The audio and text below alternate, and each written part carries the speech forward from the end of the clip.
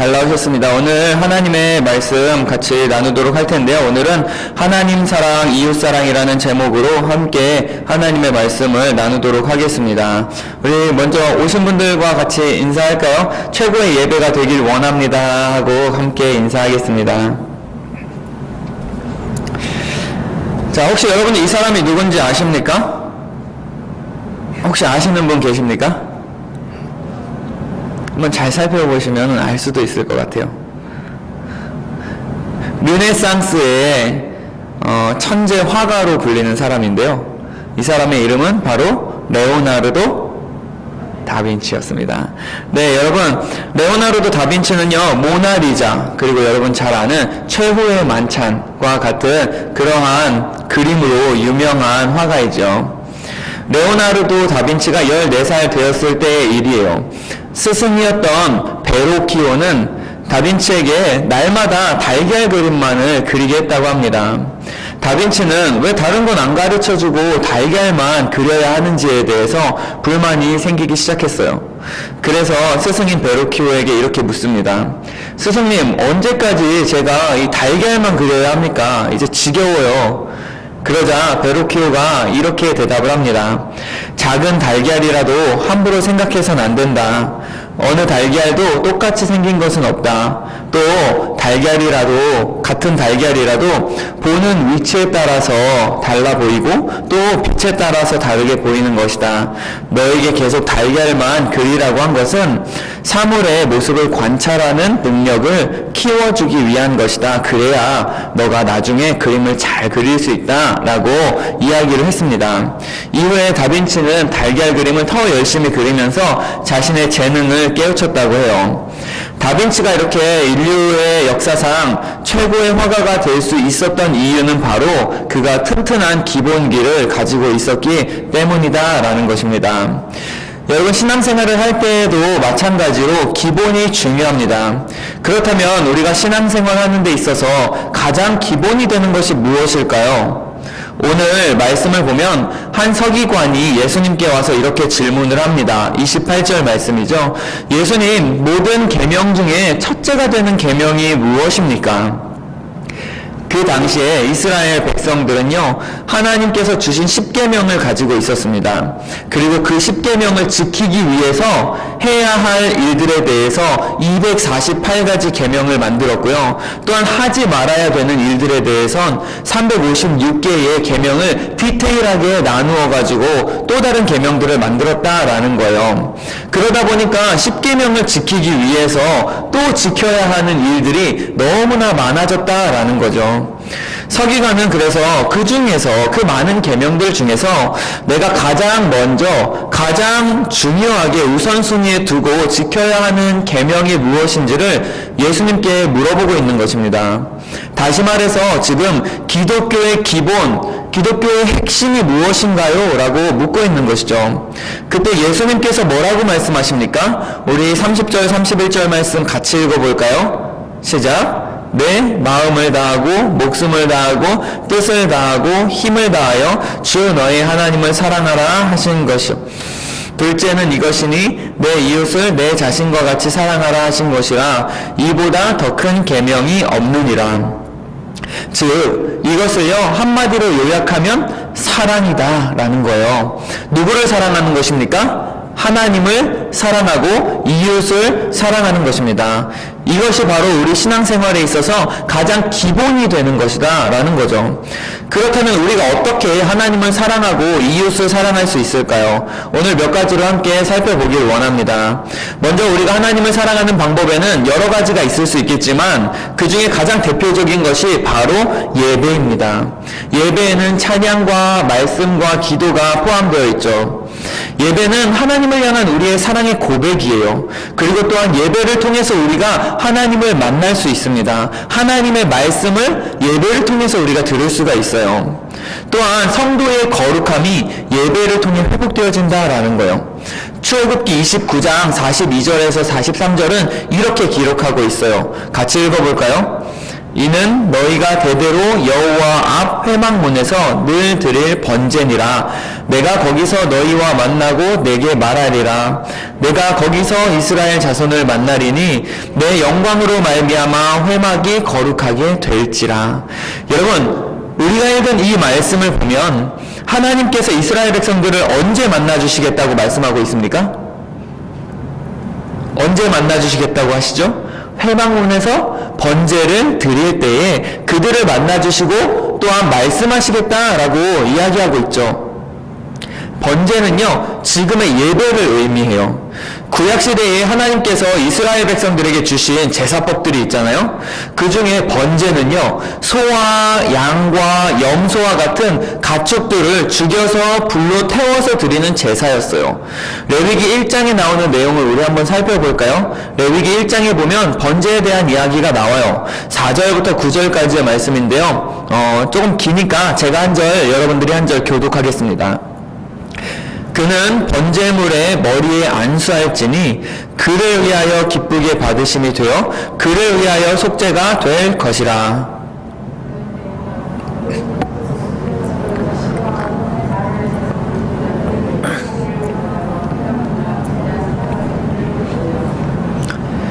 그는 또 그 번제물의 가죽을 벗기고 각을 뜰 것이요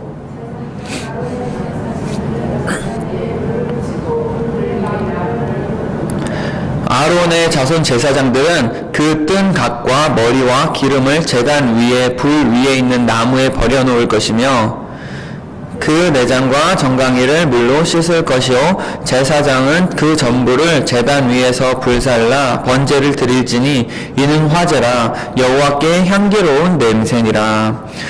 우리가 이렇게 그 번제에 대해서 같이 읽어봤는데요. 그 제사를 잘 살펴보면요, 제사장이 그 일을 다 하는 게 아니었어요.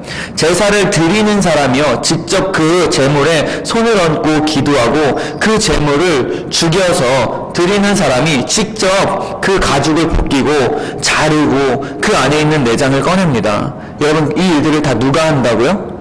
제사를 드리는 사람이 한다라는 거예요. 그러면 제사장은요, 그 피를 받아서 제단에 뿌리고 그 제물을 불로 태워서 하나님께 드리는 것입니다. 즉, 제사를 드릴 때요, 제사장뿐 아니라 그 제사를 드리는 사람 역시 그 제사에 함께 참여했다라는 것을 보여주고 있는 것입니다. 우리가 드리는 이 예배는요, 여러분, 목회자 혼자 드리는 것이 아닙니다. 이 시간 이 자리에 앉아있는 여러분 한 사람 한 사람이 모두 예배자예요. 어떤 분들은요, 예배를 보러 간다라고 이야기를 해요. 그래서 나 오늘 예배 보러 갔다 올게 라고 이야기를 합니다. 그런데 여러분, 예배는 보는 것이 아니죠. 하나님 앞에 드리는 것입니다. 무엇을 하나님 앞에 드리는 것입니까? 나 자신을 하나님 앞에 드리는 거예요. 나의 몸과 마음을, 나의 자아를 하나님 앞에 모두 불태워 버리는 것입니다. 십자가 앞에 나의 모든 죄와 욕심을 못 박는 거예요. 그래서 갈라디아서 2장 20절과 같은 고백이 우리 가운데에 나타나게 되는 것이죠. 갈라디아서 2장 20절 뭐라고 고백하고 있습니까? 바울 사도가? 내가 함께 십자가에 못 박혔나니 그런즉 이제는 내가 사는 것이 아니요 오직 내 안에 그리스도께서 사시는 것이라. 여러분, 우리는요, 예배를 회복해야 합니다. 예배가 신앙생활의 가장 기본이다라는 거예요. 또한 가장 중요한 부분이다라는 거죠. 그저 우리가 영화관에 가서 좋은 영화 한 편 보고 돌아가는 것 같은 예배가 아니라 정말 예배 가운데 우리가 하나님을 만나고 은혜가 넘치고 삶이 풍성해지는 그러한 예배가 되어져야 될 줄로 믿습니다. 그래서 저는 이 시간 우리가 드리는 이 예배가 하나님 앞에 그런 예배가 되어졌으면 좋겠어요. 예배가 회복될 때요, 우리의 신앙이 회복되고 우리의 삶의 문제들이 회복되는 것입니다. 제가요, 이번 여름에 잠깐 골프를 배웠습니다. 그동안 골프에 대해서 제가 전혀 관심이 없어서 그냥 긴 막대기로 그 작은 공을 때려가지고 작은 구멍에 넣으면 되지라고 그냥 쉽게만 생각을 했습니다. 틀린 말은 아니죠. 그냥 막대기로 쳐가지고 공을 구멍에 넣으면 이기는 거니까. 자, 근데 그것을 위해서요, 배워야 할 것들이 많이 있었습니다. 골프의 가장 중요한 것이 무엇입니까? 혹시 쳐보신 분들은 아시겠지만 기본이 뭐예요? 자세예요, 자세. 맞죠?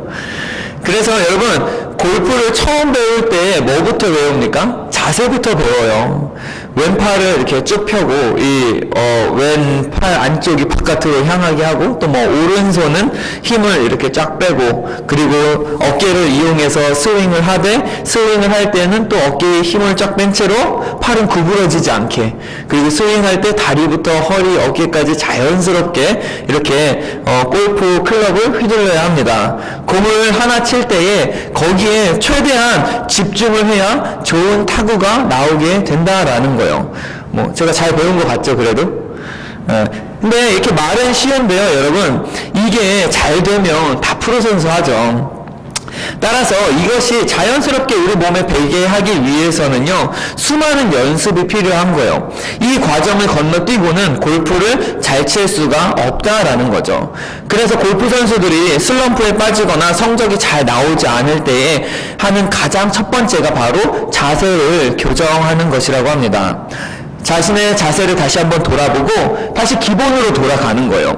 신앙생활 역시 마찬가지다라는 겁니다. 여러분, 훈련이 필요해요. 그리고 그 훈련의 가장 기본에는 무엇이 있습니까? 바로 예배가 있다라는 거예요. 골프는요, 다른 스포츠들과 다르게 자신과의 싸움이다라고 이야기를 하죠. 그렇기 때문에 우리의 멘탈, 정신력이 중요하다고 합니다. 집중을 해야 돼요, 골프를 칠 때는. 예배 역시 마찬가지예요, 여러분. 예배를 드리는 이 시간 무엇보다도 우리가 하나님 앞에 집중할 수 있어야 된다라는 거예요. 머릿속에 골프공이 떠다니면 안 되고요. 머릿속에 하나님이 떠올라야 된다라는 것입니다. 하나님만 우리가 이 시간 바라봐야 돼요. 여러분, 지금 어떤 마음으로 이 자리에 와서 앉아 계십니까? 어쩔 수 없이 와서 앉아 있습니까? 아니면 형식과 습관과 같이 그냥 예배 시간 됐으니까 교회 가야지 하고 와서 앉아 계십니까? 그러면 안 된다는 거예요. 우리가 이 시간 하나님만을 바라보고 또한 하나님만 향해서 우리의 마음을 드려야 된다라는 거예요. 그것이 바로 영과 진리로 드리는 예배다라는 거죠. 사람과의 관계를 보면요, 어떤 때는 그 만남이 매우 유익하고 즐거울 때가 있죠. 근데 어떤 때는 그 사람 똑같은 사람을 만났음에도 불구하고 되게 밋밋하고 감동이 느껴지지 않을 때가 있습니다. 하지만 계속해서 그 사람을 만나고 대화하고 하다 보면은 그것이 쌓여서 친밀한 관계가 형성이 되는 것입니다. 예배도 여러분, 우리가 예배 드리고 말씀 보고 기도하는 것이 마찬가지라는 거예요. 어떤 때는 하나님과의 친밀함이 안 느껴지는 것 같고 역사가 이루어지지 않는 것 같아 보일지라도 우리는요, 그것을 계속해서 쌓아 나아갈 때에 하나님과의 친밀함이 나도 모르는 사이에 생기고 있다라는 거예요. 여러분, 혹시 모소대나무를 아십니까? 모소대나무라는 대나무가 있어요. 이것에 대한 이야기를 잠깐 들려드릴게요. 한 장사꾼이요, 중국 여행을 하던 중이었어요. 그러던 중에 신기한 장면을 발견을 합니다. 그곳에는요, 대나무를 키우던 농부들이 있었는데 그 농부들이요, 그 대나무에 물도 열심히 주면서 정성껏 그것들을 돌보았습니다. 그런데 어찌된 것인지 이 대나무는요, 자랄 생각이 전혀 없는 것 같았어요. 자라기는커녕 아직 싹도 나지 않은 대나무들이 많이 있었습니다. 그렇게 시간이 흘러 1년, 2년, 3년이 지났어요. 여전히 대나무는 자랄 생각이 없어 보여요. 그럼에도 불구하고요, 그렇게 긴 시간이 지났는데 농부들은 포기하지 않고 계속해서 그 대나무에 물을 주고 정성껏 그 대나무를 기르고 있었습니다. 5년이라는 시간이 지났을 때 비로소 그 장사꾼은 그 이유를 알게 되었어요. 5년이라는 시간이 지나자 이 대나무들이 하나도 빠짐없이 엄청난 속도로 자라기 시작했어요. 하루에 30cm 이상씩 대나무들이 쑥쑥 자라는 거예요. 그리고 6주라는 시간이 흐르자 그곳은 아주 울창한 대나무 숲이 되었습니다. 그 대나무를 모소대나무라고 이야기하는데 5년이라는 시간이 지나는 동안 그 대나무는요, 보이지 않는 곳에서 성장을 하고,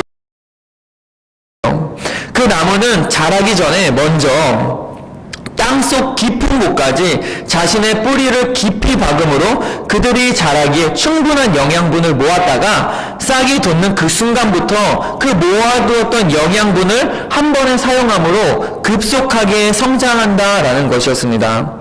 여러분, 우리의 신앙도 마찬가지로요. 눈에 보이지 않을지라도 기본에 충실한 삶을 우리가 살아 나아갈 때 나도 모르는 사이에 나의 신앙이 더욱 성장해 가고 있음을 믿으시기를 바랍니다.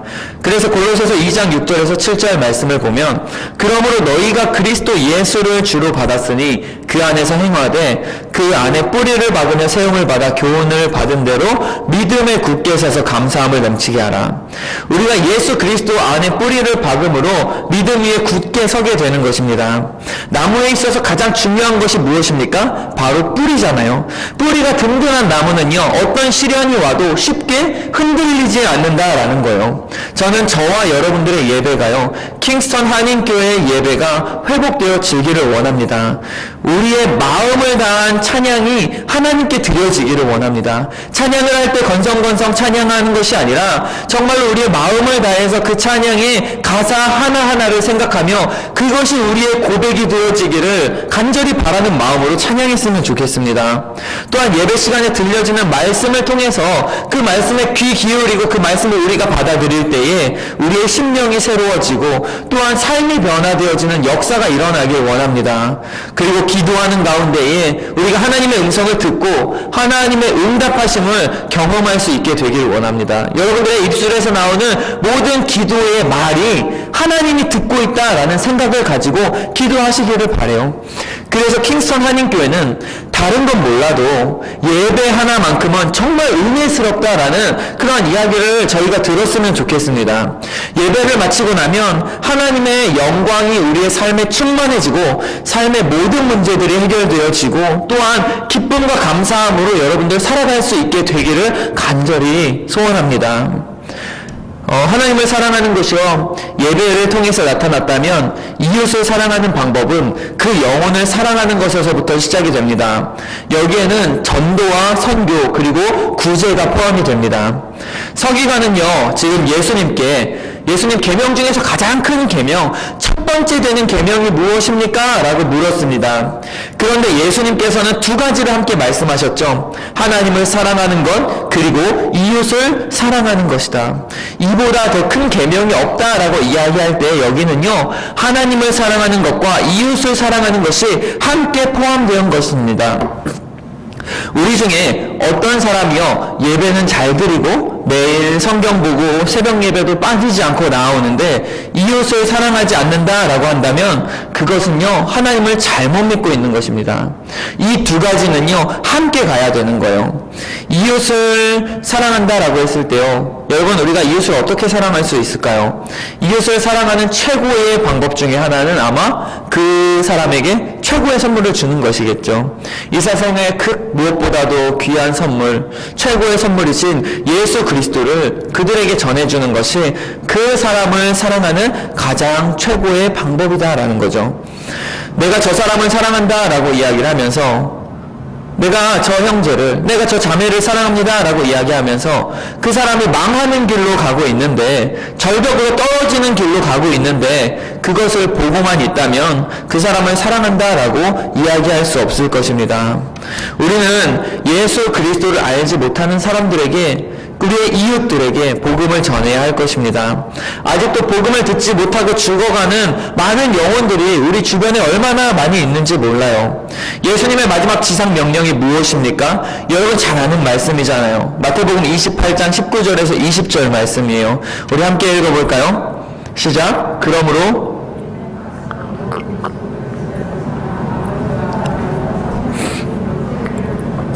내가 너희에게 분부한 모든 것을 가르쳐 지키게 하라. 볼지어다 내가 세상 끝날까지 너희와 항상 함께 있으리라. 하나님의 복음을요, 땅끝까지 전하는 것입니다. 근데 19절 말씀을 보면 뭐라고 이야기합니까? 너희는 가서 라고 이야기하고 있습니다. 세상으로 나가서 복음을 전하라는 것입니다. 너희는 머물러라 라고 이야기하고 있지 않다라는 거예요. 그런데 많은 교회들이 세상으로 나아가기보다는 그저 교회 안에 머물면서 누군가 교회 문을 두드려 주기만을 바라고 있습니다. 얼마나 안타까운 현실입니까? 심지어는 교회 문을 두드리고 들어온 성도들에게조차 올바른 복음을 전하지 못하고 그들을 다시 세상으로 놓아주는 그런 교회들도 많이 있습니다. 혹시 우리의 모습이 그런진 않은지 우리는 심각하게 되돌아보아야 할 것입니다. 옛날에 거리를 돌아다니다 보면요, 이렇게 어깨에 띠를 두르고 예수 천당 불신 치욕을 외치는 분들이 있습니다. 그들의 전도 방법에 대해서 불편해하는 분들도 있지만 분명한 것은요, 복음을 향한 열정과 그 마음만은 우리가 본받아야 된다라고 생각을 합니다. 따라서 우리는 시간이 되고 기회가 될 때마다 세상으로 나아가서 우리 주변에 하나님을 알지 못하는 우리들의 이웃에게 복음을 전해야 될 줄로 믿습니다. 그것이 바로 이웃사랑의 가장 기본이다라는 거예요. 그런 부분에 있어서 선교도 마찬가지예요. 아직 복음을 알지도 못하고 한 번도 들어보지 못한 민족들에게 하나님의 복음을 전한다는 것은 매우 귀한 일이죠. 그를 위해서 지금 황 목사님께서도 선교를 가셨고, 또한 이 사역이 우리 모든 교회의 성도들에게까지 확장되어지고 선교의 사역을 우리 교회가 잘 감당할 수 있는 그러한 복된 교회가 되어지기를 소원합니다. 전도와 선교를 위해서요, 우리는 또한 다른 사람을 구제해야 해요. 구제는요, 전도와 선교를 위해서 필요한 방법 중에 하나입니다. 배고픈 사람들에게는요, 하나님의 말씀이 들어오지 않아요. 배고파 죽겠는데 누가 하는 말이 들어오겠습니까? 먼저 그들에게 먹을 것을 줌으로, 그들의 필요를 채워줌으로 하나님의 말씀이 들어갈 수 있는 그 공간을, 그 길을 우리가 열어주는 거예요. 따라서 우리는요, 구제함으로 이웃사랑하는 것을 표현할 수가 있습니다. 그런데 이 구제는요, 다른 사람들을 도와주는 것은요, 있는 사람만, 가진 사람만 하는 것이 아니에요. 누구나 해야 되는 일입니다. 저뿐만 아니라 여기 앉아있는 여러분 모두가 이 일을 해야 된다라는 거예요. 열왕기상 17장에 보면 사르밧 과부에 대한 이야기가 나옵니다. 이제 한동안 오랫동안 땅에 비가 내리지 않아서 먹을 것이 없자 하나님은 엘리야 선지자를 사르밧이라는 땅으로 보냅니다. 그곳으로 가라. 그러면 그곳에서 먹을 것을 주겠다라고 하나님이 엘리야에게 말씀하셔요. 그래서 엘리야는 하나님이 그래, 그곳에 가면 돈 많고 잘 사는 귀부인을 보내주시겠거니 라고 생각하고 갔는데, 그곳에 가보니까 웬일입니까? 자기보다 훨씬 더 힘들고 어려운 사르밧 과부를 만나게 됩니다. 이 사르밧 과부가 어떤 사람이었습니까? 먹을 양식이 없어서 이제 마지막으로 남은 그 양식, 그 한 끼의 식사를 아들과 함께 먹고 이제 죽어야겠다, 아들과 함께 라고 생각하고 있었던 여인이었습니다. 그런데 그 마지막 남은 그 양식을, 먹고 죽으려고 했던 그 양식을 하나님께서는 엘리야에게 줘라 라고 말씀하십니다. 사르밧 과부는 이렇게 얘기할 수도 있었을 거예요. 하나님, 내 상황을 좀 보세요. 난 지금 도움을 받아야 되는 사람이에요. 난 지금 누군가의 도움을 받아야 되지 누구에게 도움을 줄 수 있는 사람이 아니란 말이에요 라고 이야기할 수도 있었을 거예요. 하지만 하나님께서 말씀하십니다. 야, 아니야, 너가 도와줘라. 그래서 남은 양식으로 도움을 주었더니 어떤 일이 일어납니까? 양식이 끊이지 않는 역사가 일어납니다.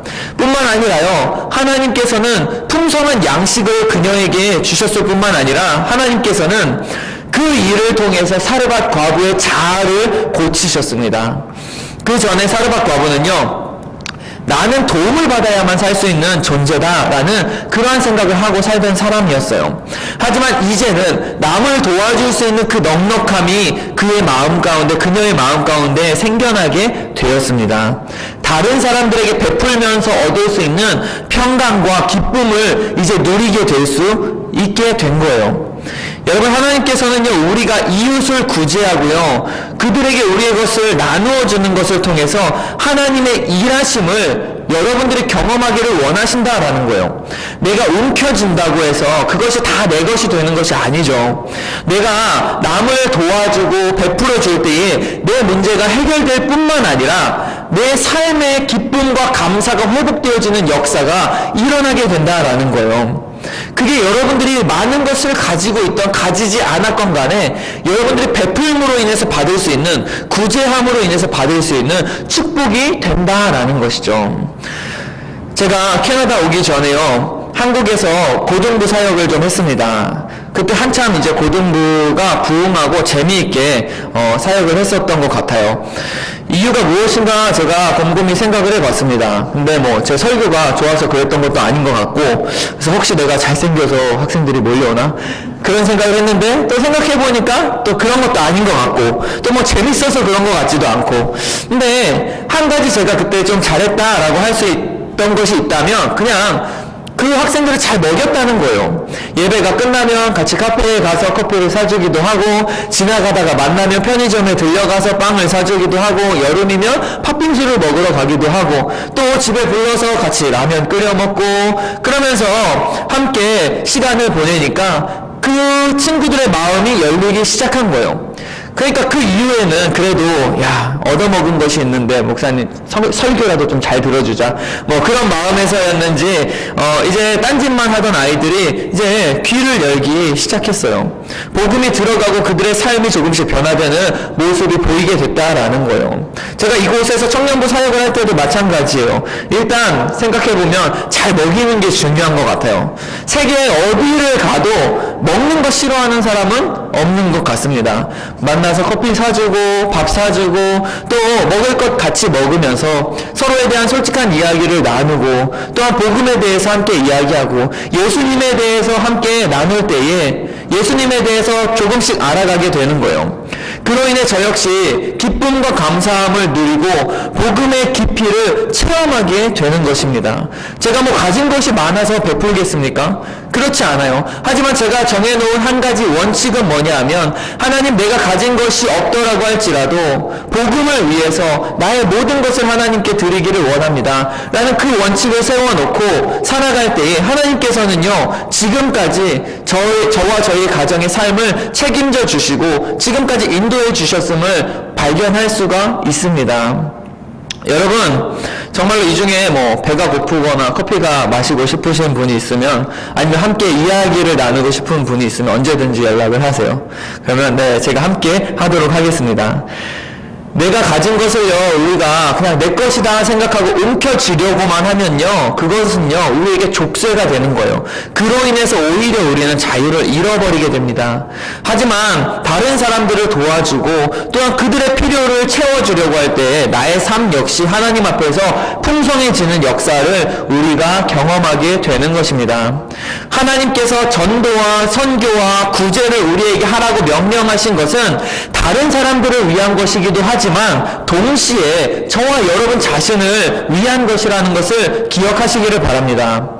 그 전까지는 내가 모은 것으로, 내가 가진 것으로 살았지만 이웃을 사랑하고 그들에게 하나님의 복음을 전하고 그들의 필요를 채워줄 때에 이제 우리는 하나님의 도우심 가운데 살아가는 인생으로 변하게 되는 거예요. 누가복음 6장 38절 말씀 우리 함께 읽어볼까요? 시작. 주라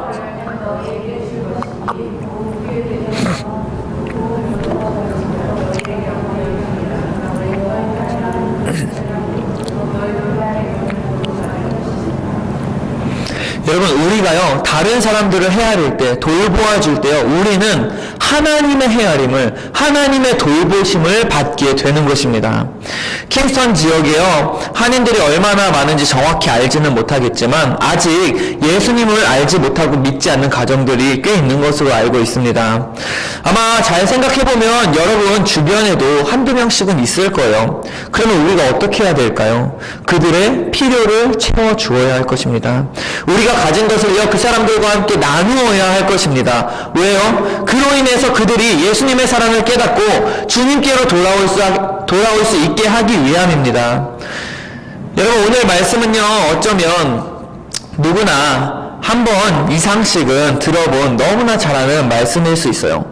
1980년대 로버트 풀검이라는 사람이 이런 책을 썼어요. 내가 알아야 할 것은 유치원에서 다 배웠다 라는 책을 썼습니다. 그래서 그 책을 써서 베스트셀러가 됐는데요.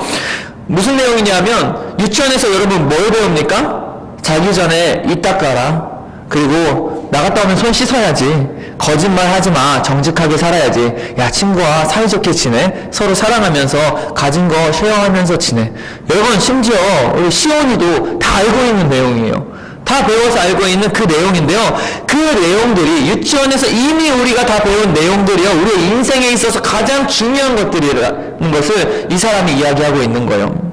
마찬가지예요, 여러분. 우리는 이미 주일학교를 통해서 그리고 그동안의 설교를 통해서 말씀을 통해서 배워야 할 것들에 대해서 충분히 배웠습니다. 이제 그것을요, 우리는요, 행동으로 옮기고 삶으로 실천하는 것이 필요한 거예요. 어떤 신학자가 그래서 이런 이야기를 했죠. 우리를 괴롭게 하는 것은 우리가 모르는 성경 구절이 아닌 이미 우리가 잘 알고 있는 성경 구절이다. 우리가 기본적으로 알고 있는 말씀들을 우리가 실천하고 그렇게 살지 못하는 것이 우리의 가장 큰 괴로움이 되어진다라고 그 신학자가 이야기를 한 거예요. 혹시 여러분들 중에요, 이 기본이 잘 형성되지 않은 사람들이 있습니까? 그렇다면 기본으로 돌아가시길 바랍니다. 혹시 지금 여러분 중에 하나님을 향한 첫사랑이 식어지고 신앙생활하는 것이 어느새 형식적으로 느껴지고 아무런 감동 없이 느껴지는 분들이 있습니까? 아니면 아직도 해결되지 않는 답답한 마음이 있거나 풀리지 않는 삶의 문제들이 있는 분들이 있습니까? 누구도 위로해 줄 수 없는 마음의 아픔이 있고 상처가 있는 분들이 있습니까? 그 해답을 우리가 어디서 찾을 수 있을까요? 그럴 때일수록 우리는 기본으로 돌아가야 합니다. 예배의 자리로 나아가야 합니다. 이웃을 사랑해야 합니다. 또한 전도와 선교와 구제를 우리의 삶에 있어서 힘쓸 수 있는 여러분들이 되셔야 합니다.